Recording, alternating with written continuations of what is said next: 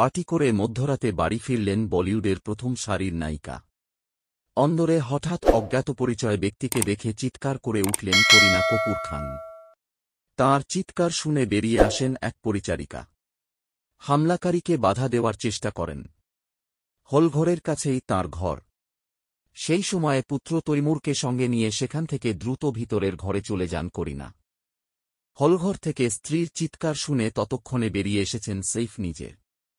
পরিচারিকার সঙ্গে অচেনা ব্যক্তির ধস্তাধস্তি হচ্ছে দেখে তিনি বাধা দিতে যান। সেই সময়ে ধারালো ছুরি বার করে এলোপাথারি কোপ মারে অভিযুক্ত। সৈফ রক্তাক্ত হন।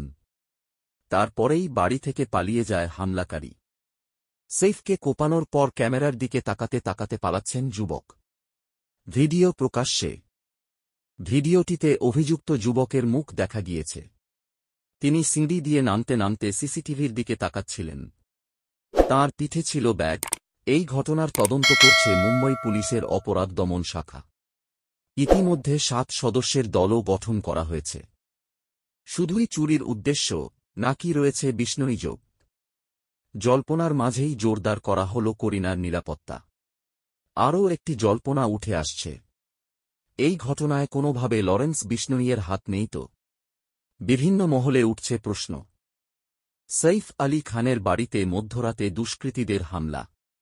ঘটনায় আতঙ্কে বলিউড।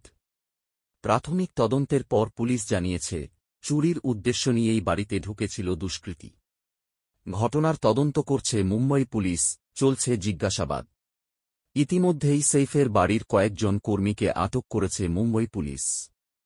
শুধুই চুরি নাকি অন্য কোনো উদ্দেশ্য নিয়ে দুষ্কৃতী বাড়িতে ঢুকেছিল সেই বিষয়ে তদন্ত চালানো হচ্ছে।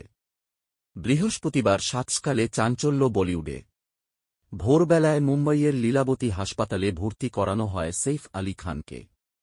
আচমকা অসুস্থতা নয়, বরং রক্তাক্ত অবস্থায় তাঁকে হাসপাতালে নিয়ে আসা হয়েছে একটি অটোরিকশায়। পটৌদি পরিবারের ছোটে নবাবের শরীরে ছুটি আঘাত, এলোপাথারি ছুরির কোপ। তার মধ্যে 2টি গুরুতর।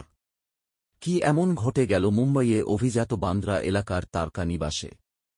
সকাল থেকেই সৈফ করিনার আবাসস্থলের বাইরে জড়ো হয়েছেন মুম্বই পুলিশের অপরাধ দমন শাখার আধিকারিকেরা।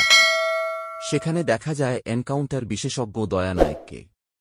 দুপুরের পরে বৃহস্পতিবার মুম্বই পুলিশের ডেপুটি কমিশনার জোন 9 দীক্ষিত গেদাম জানান, অভিযুক্তকে চিহ্নিত করা গিয়েছে।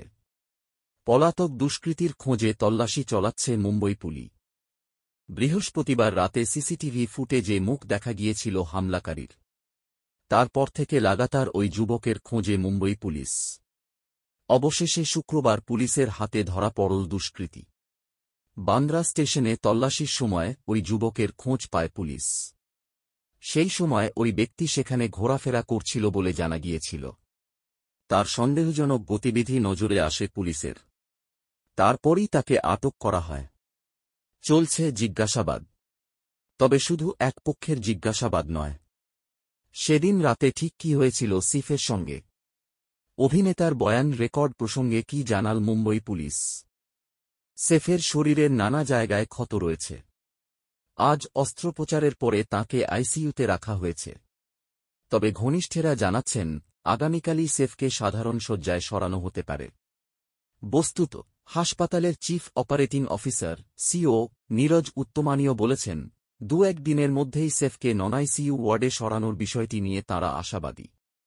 সেফের 100% সেরে ওঠারই লক্ষণ রয়েছে। অস্ত্রোপচারের পরে সম্পূর্ণ বিপন্মুক্ত সৈফ আলী খান। তাঁর শারীরিক অবস্থাও সম্পূর্ণ স্থিতিশীল বলে জানিয়েছেন মুম্বইয়ের লীলাবতী হাসপাতালের চিকিৎসক নিতিন ডাঙ্গে।